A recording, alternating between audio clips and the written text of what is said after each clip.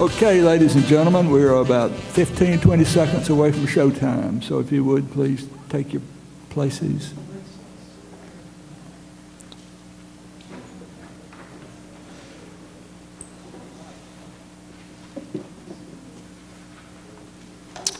I'd like to thank those of you who are here. We appreciate you coming out on a dark and dreary night. This is a town hall meeting in North Augusta, the purpose of which is to share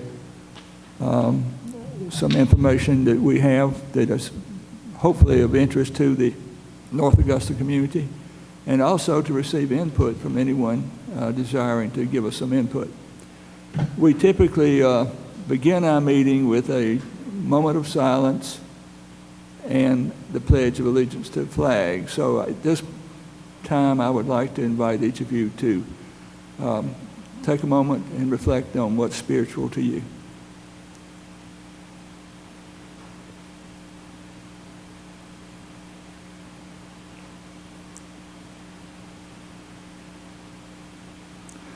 Okay, thank you. Now, if we would stand and pledge allegiance. I don't see a flag, but we'll pretend that we have one. I pledge allegiance to the flag of the United States of America and to the republic for which it stands, one nation, under God, indivisible, with liberty and justice for all. We'll open the meeting by, I'm going to ask Superintendent Lawrence to give us a little update on the happenings in North Augusta on behalf of the school district. Mr. Lawrence. Thank you, Dr. Bradley and members of the board. We just have a few things that we'd like to share, and I'm going to ask Mr. Traxler and Dr. Murphy to share some things about our building projects that are going on in this area, and also about some of the funding mechanisms that we have that are making those things possible. So just a brief discussion of that, and of course we'll be able to answer any questions that the board has, and certainly that the community has.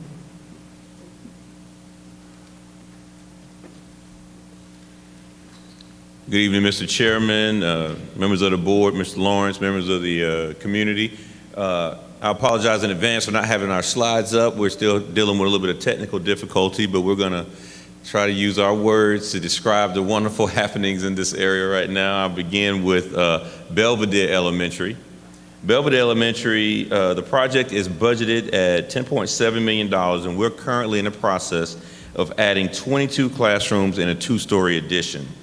There will also be a new front entryway and a new bus drop-off area.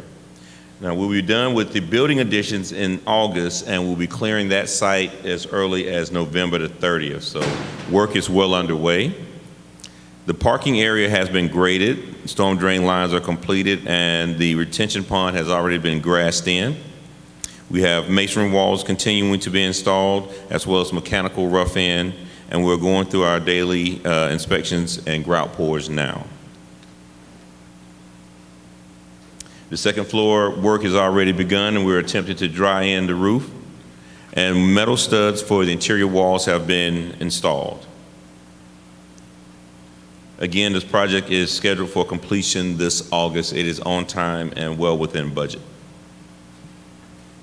Moving on to Hammond Hill. Hammond Hill just recently started. This project is roughly $15.2 million and has been divided into two phases.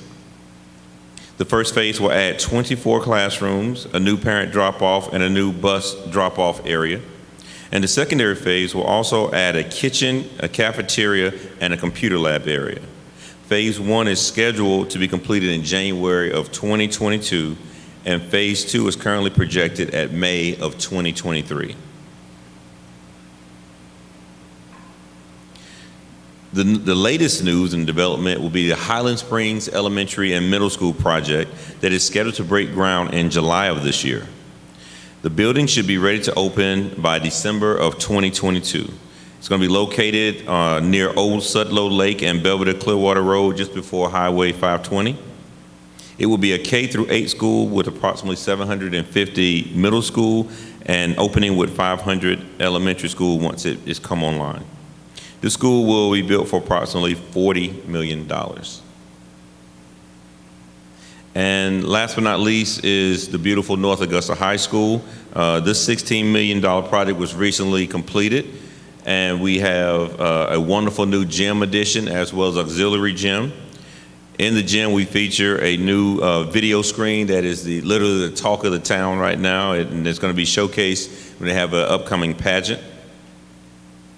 An excellent storefront and concessions area, and a first-class weight room area.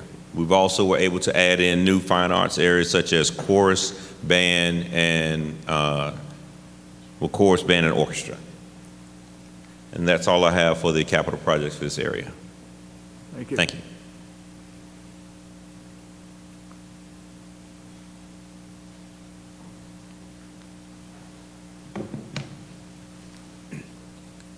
Good evening, Dr. Bradley, board members, Mr. Lawrence. I had a nice slide or two that I was going to share that would probably help visualize things better than I could speak to.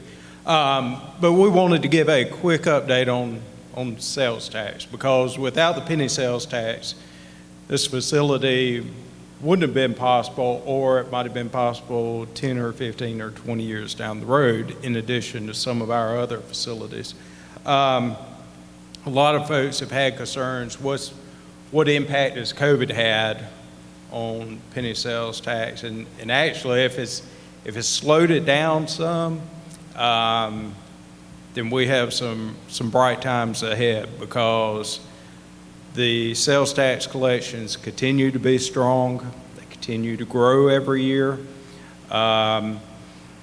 We update the info on our website regularly, and if you've ever looked at the Follow Your Penny link, there's a 2-month lag in there, and that's between the time that the state collects it and they process it and they send it to us. So the latest info that we have right now is for December of 2020. But that month marked the highest month's collection since the inception of the penny sales tax. It was 2.4 million and change. So in December typically is a strong month. November is as folks make their Christmas purchases. You typically see a little decrease in January, because everybody spent their money in November and December, but things continue to be strong. They have been strong despite the COVID closure, despite not having the Masters last spring and some other local events going on that typically bring some monies in. Just a recap of the penny sales tax: it was passed in November 2014. It's for 10 years. It doesn't auto-renew. It sunsets in February of 25. So actual collections commenced in March of 2015. So we're right at 6 years into it. The projections that we use were, per the legislation, were based on projections from the state, and it projected 189 million over the 10 years. And of that 189 million, or of whatever we end up collecting, 10% goes to property tax relief, 90% goes to projects. Today, we're pleased to report that every single year we've exceeded projections. And I think this is something that you'll likely see on our website soon, because it's good info to share. But our first full year was the 2015-16 school year. We exceeded projections by $1 million. The next year, $1,026,000. In 17-18, we exceeded projections by $1.4 million. 18-19 by $2,194,000. 19-20 by $2.6 million. And this year to date, we're already $2.3 million ahead of pace. So we're on pace to finish this year $3.5 million ahead of projections. And each year, these projections that we have, there's an incremental step. So we're not only working with a projection that's increasing, but we're going far and above over that. We've received the question, what happens with any additional monies over and above? And again, it still has that same 10% and 90% split, and that's real important to understand that we have 5 approved projects or the property tax relief that it could go to. Again, I apologize that I don't have a slideshow here. I want to make sure I hit all of the high points. I will mention too that after a little hiatus because of COVID, we've started having our oversight committee meetings again. Our next one is scheduled for June. We had one in early February. So this is a group of citizens that they volunteered their time and really volunteered about 10 years of their time to meet periodically, to hear construction updates, to hear financial info, what the collections are, and see how we're spending funds, and really helping ensure and oversee that we're being good stewards of dollars and we're spending things as we should. We continue to have those about quarterly. We have resumed, and hopefully we'll continue to have, and we anticipate having good reports out of that group. So I think that's it for sales tax. I'll be happy to answer any questions if there are any. Thank you.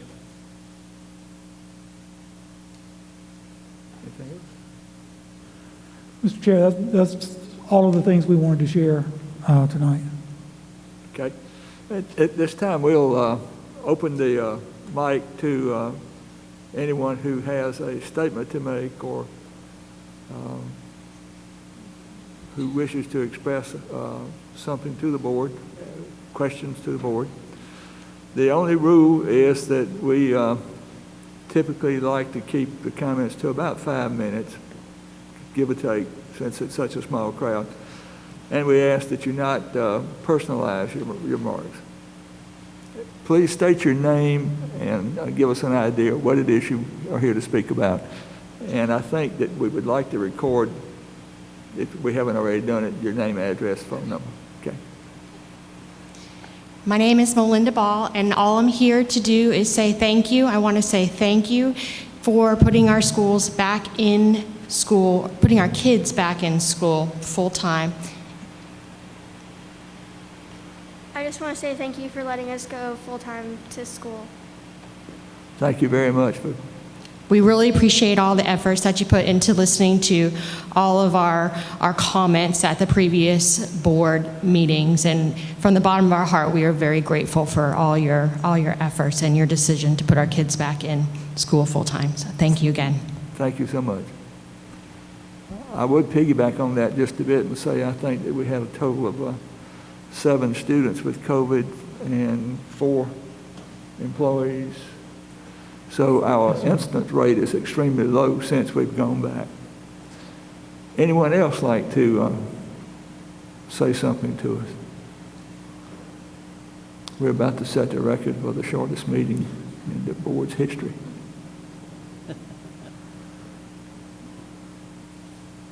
Anyone else?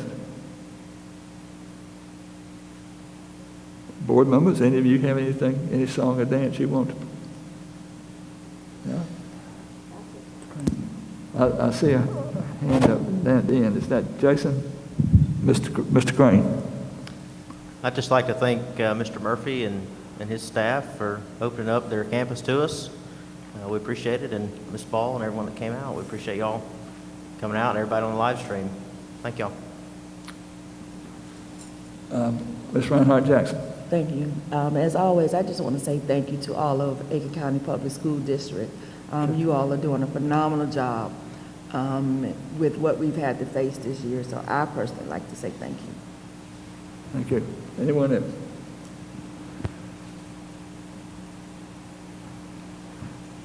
Well, we didn't come prepared to present any information other than that which we've already presented.